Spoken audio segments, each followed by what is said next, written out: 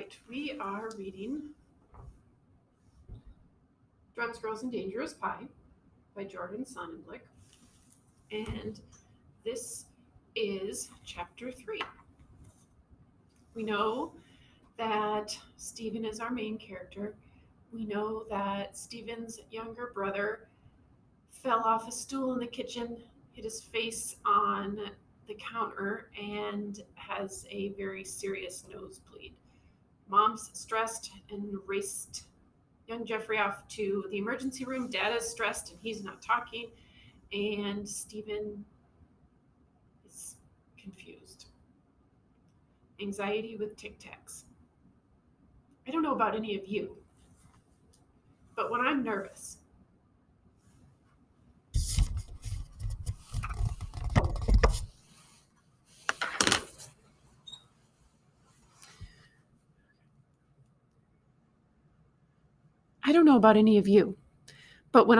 about something, I tend to think about it all day, unless I come up with a complicated mental trick to distract me. And even then, I'm still actually thinking about the thing by not thinking about it, if that makes any sense.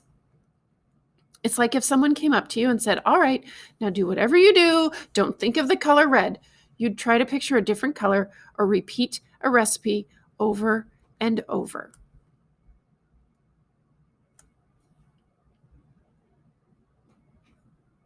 You'd try to picture a different color or repeat a recipe over and over in your head, or count to 159, but somewhere in the back of your mind you'd be going, yellow, orange, red, no. 3 eggs separated, 5 slices American cheese, red, dang. 117, 118, look at Renee's red lipstick, ah!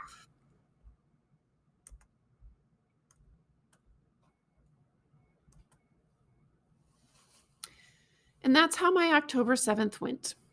I worked mightily to think about anything other than Jeffrey's gushing nose, but the distractions were truly pointless. In homeroom, after I figured out that my breath was going to present a challenge, I looked in the pocket of my Trapper Keeper for my box of Tic Tacs and found that it was about 3/4 full. I quickly popped in a Tic Tac, orange, which I'm not even sure helps your breath anyway, and ran off to first period. Miss Palma's class. I did all the usual take out your notebook stuff, but then became lost in my own little don't think about Jeffrey world. I used a trick that is pretty powerful to me. I came up with a really complex math problem to solve in my head. A boy has a box of 40 Tic Tacs, and the box is 3/4 full. The Tic Tacs need to last through an entire school day and a bus ride home. The school day has 7 periods. Each period is 44 minutes long, with 3 minutes for passing between classes. Additionally, there is a 22-minute lunch period and a 4-minute afternoon homeroom period. The bus ride takes 15 minutes, including the wait for the bus, boarding, and the actual time in transit. If the boy wants to make his Tic Tacs last until he arrives at home, how many minutes must he wait between Tic Tacs?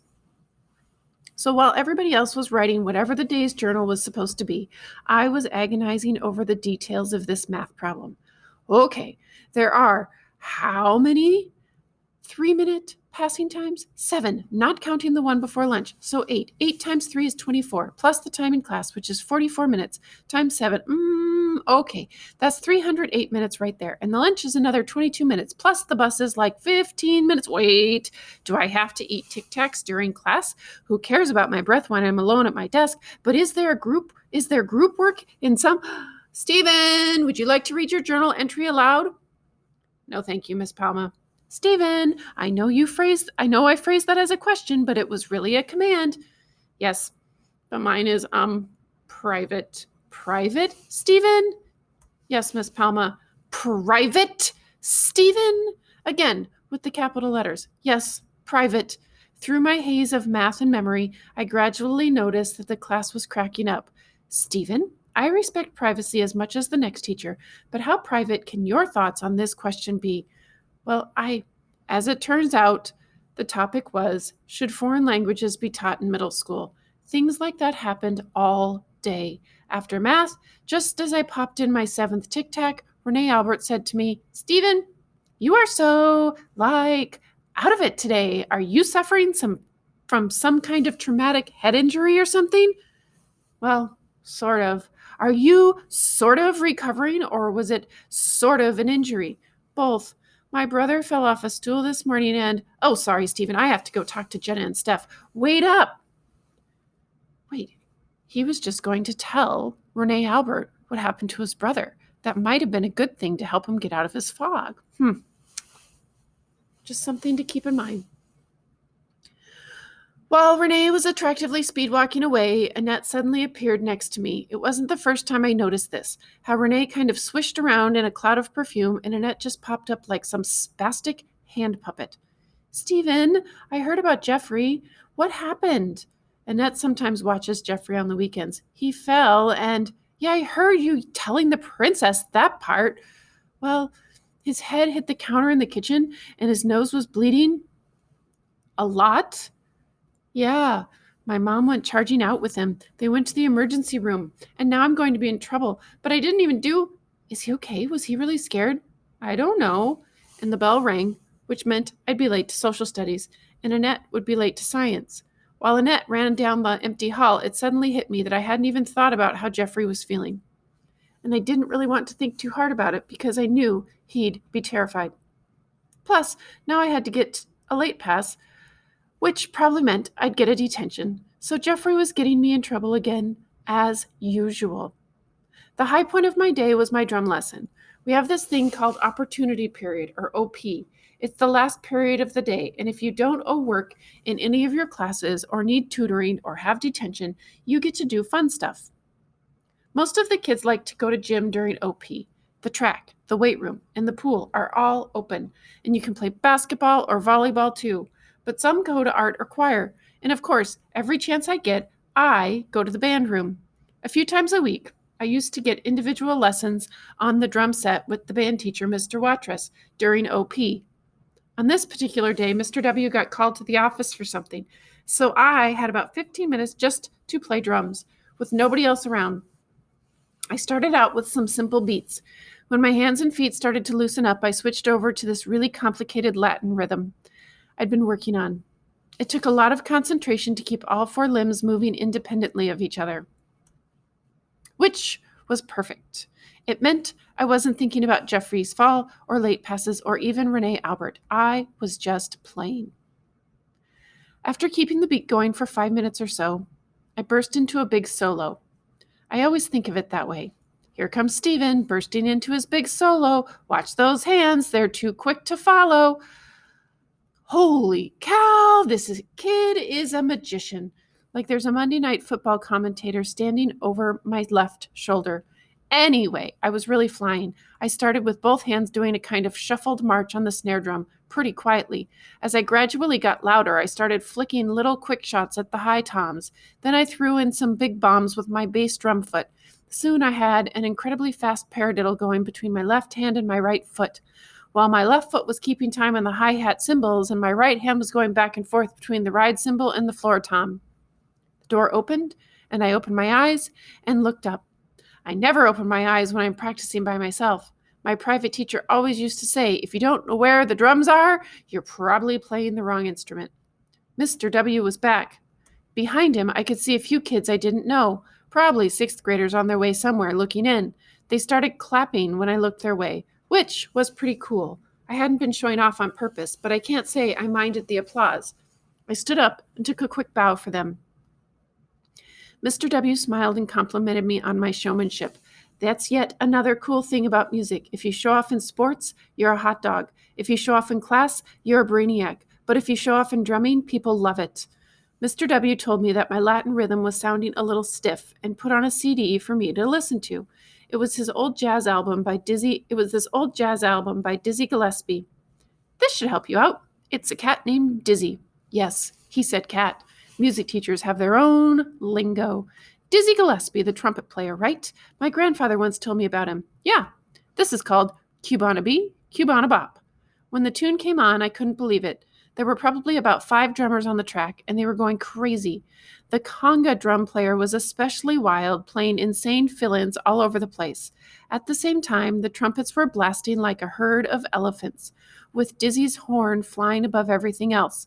Then, just when it seemed there couldn't possibly be any way to get more energy into the music, Everyone stopped playing except the conga guy, and a man's voice started chanting in what sounded like Spanish. The chant got faster and faster. The congas got louder and louder. A whole chorus of men came in shouting, Cubana B, Cubana Bop, over and over, and the horns all roared back to life. Then, with one last explosion from the conga player, the song was over. Could you feel that, Pez? Mr. W was the conductor of the All-City High School Jazz Band, which is how I got in. He knew that the nickname Peasant bugged me, so one day he started calling me Pez, for short, which was much better. Could I feel it? Oh, my God, that was the coolest thing I've ever heard in my life. Good. You have about 7 months to get that conga part down. What do you mean? Well, I've decided that the spring concert is going to be all Latin music, and that song is going to be the finale. Would you like to play congas on it? Of course, I was dying to play that part, but Mr. W is one of those rare teachers who can actually take a joke. Oh, I don't know, Mr. W. I was really hoping to play a cowbell on it, or maybe, I don't know, the triangle. The triangle, yeah. Get out of here, kid. You're going to miss your bus. I triumphantly popped my second-to-last tic-tac into my mouth and strolled out of the room whistling Cubana B, Cubana Bop. My temporary good cheer lasted until I got on the bus. Renee Albert caught my eye. Well, okay. She always catches my eye and spoke, how's the brain injury? Which brought me back to reality really, really fast. I kept going toward the back of the bus without saying anything to Renee and sat down next to Annette. I had planned to tell her all about Cubana B, Cubana Bop, but now my mind was back on Jeffy. I heard that, Stephen. It's really cool that you were I heard that, Stephen. It's really cool that you were confident enough to just ignore her. Ignore her? I didn't ignore her. I'm just too stupid to think of a comeback, and now I have to go home and find out what happened with my brother and how long I'll be grounded for making breakfast. What? Long story. When Jeffy fell this morning, I was making him oatmeal. I had him up on the stool, and my mom thinks he shouldn't be on there unless somebody's like an inch and a half away. So if he needed stitches or something, even though I was being nice by making him what he wanted while the rents were sleeping, I'm going to get blamed. Well, your mom was right, in a way. What do you mean? He did fall, right? So he wasn't safe on the stool. Thanks, Annette. Thanks a lot. That's exactly what I needed to hear right now. You're a very inspiring person. And you know what? I was just trying to what? Show me the light so I can be saved from being such a horrible brother? So little angel Jeffy can be safe from my evil cooking schemes? I didn't mean to make you feel bad. Well, you did. I've been worrying about this all stupid day. By this point, we were pulling up to my stop. I got up to storm off the bus, but had to wait while Renee got her stuff together in the middle of the aisle. Plus, Renee took her time walking off. So I had to plod along behind her. It's hard to storm and shuffle at the same time. Let me tell you. When I got off the bus, I watched Renee glide away. Then I looked up at Annette as the bus started to move. Maybe it was the slanted fall sun glaring off the window, but it almost looked like she was crying. Great. I let myself into the house and found my mom standing in the foyer like she had been waiting for me. When I might be in trouble, I usually try to speak first, before the rents start in on me, so I plunged right in. Mom, I've been worried all day. Is Jeffrey okay? She said in this strange, soft voice, Stephen, your brother is really sick. Was it because the fall this morning had nothing to do with it. Whew, I'm off the hook. But he's really sick. And this was the absolute worst thing about last October 7th, the one moment I'll never forgive myself for. When my mother began to tell me that my baby brother had leukemia, my first feeling was relief.